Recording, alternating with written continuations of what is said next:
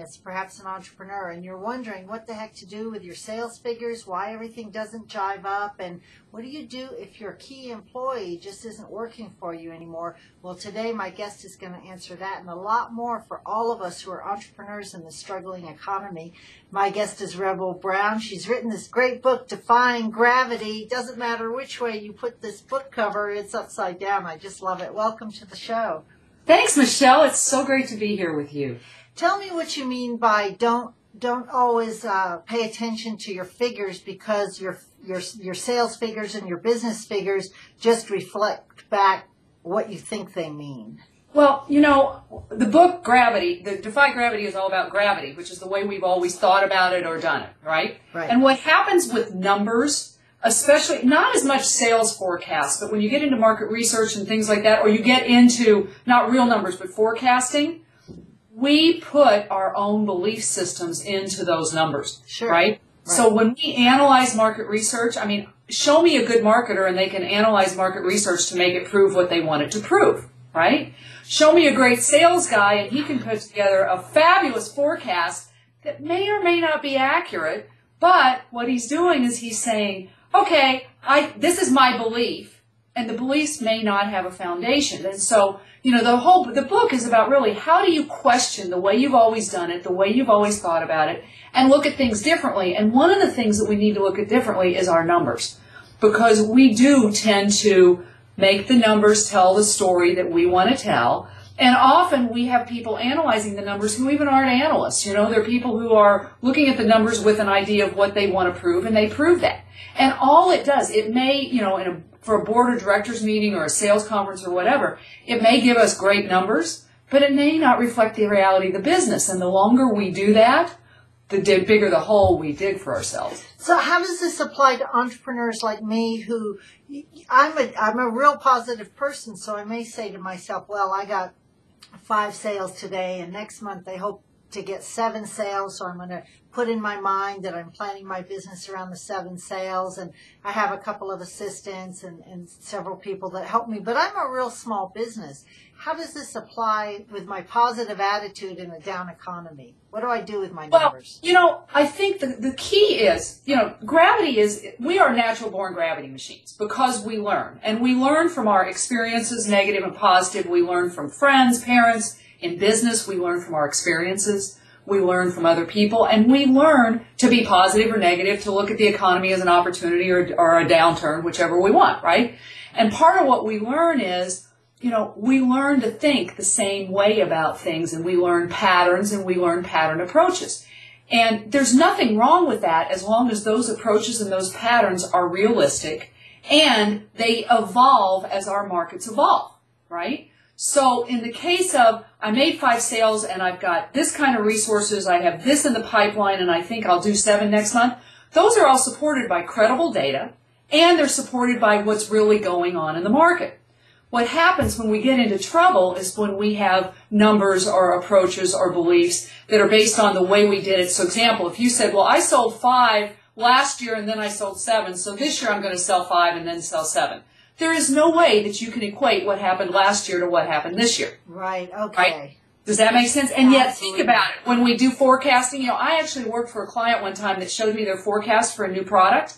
And I said, well, where did that come from? And they said, well, that's the way the companies bought the product the last time we launched a new one. Well, that has nothing to do with today. So it's really about being in sync with what your reality is and your truth is versus just continuing that pattern plotting approach and trying to apply the past to today or into the future, because it doesn't work anymore.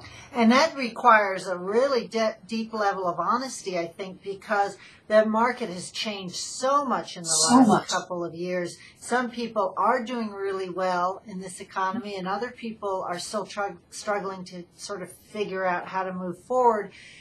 We need some honesty there, don't we? Yeah, I think, you know, it's, as I said, it's human nature. You know, we get safe and comfortable. Our beliefs become our knowns, become our legends and our tradition, right? And that's when they turn into gravity.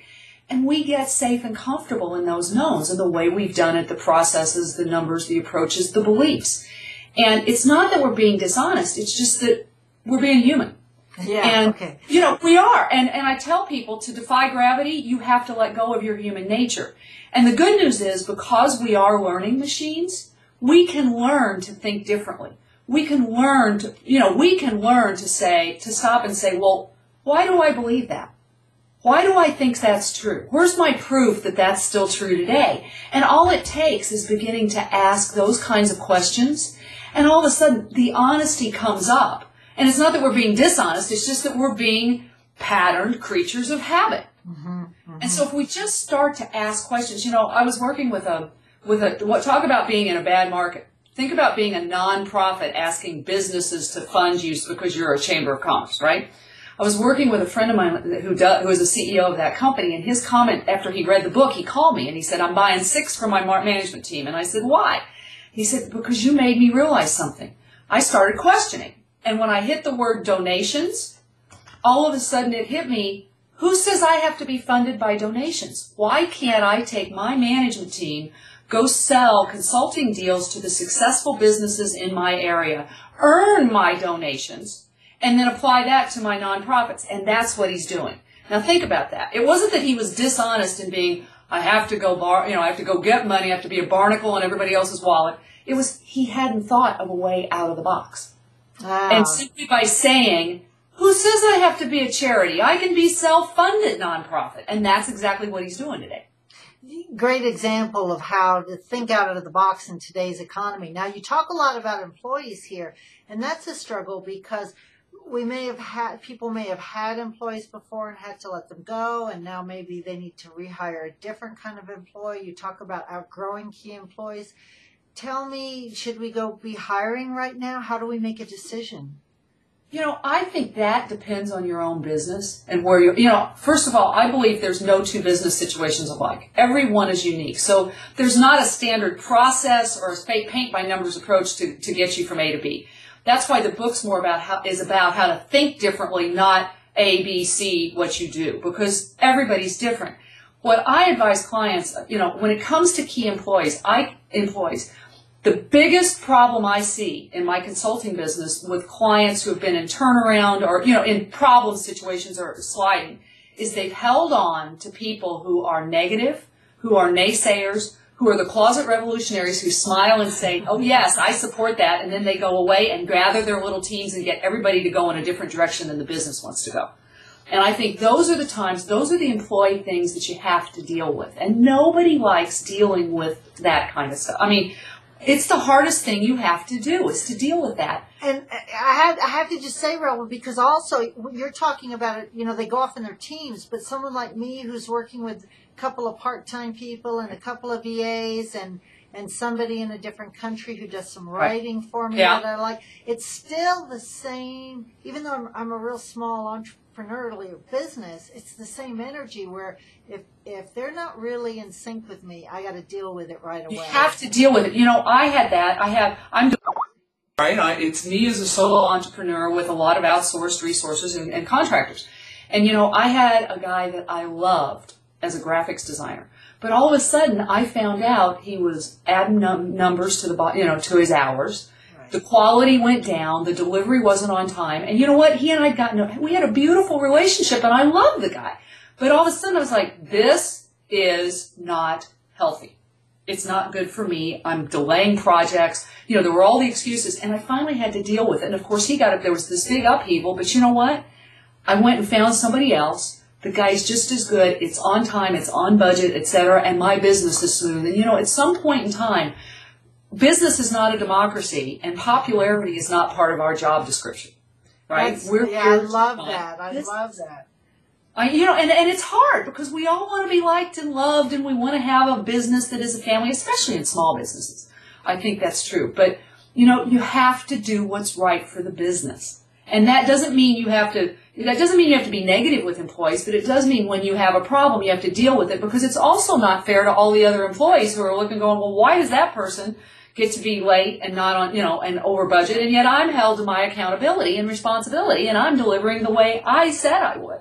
And even if you don't have other employees, it's unfair to yourself.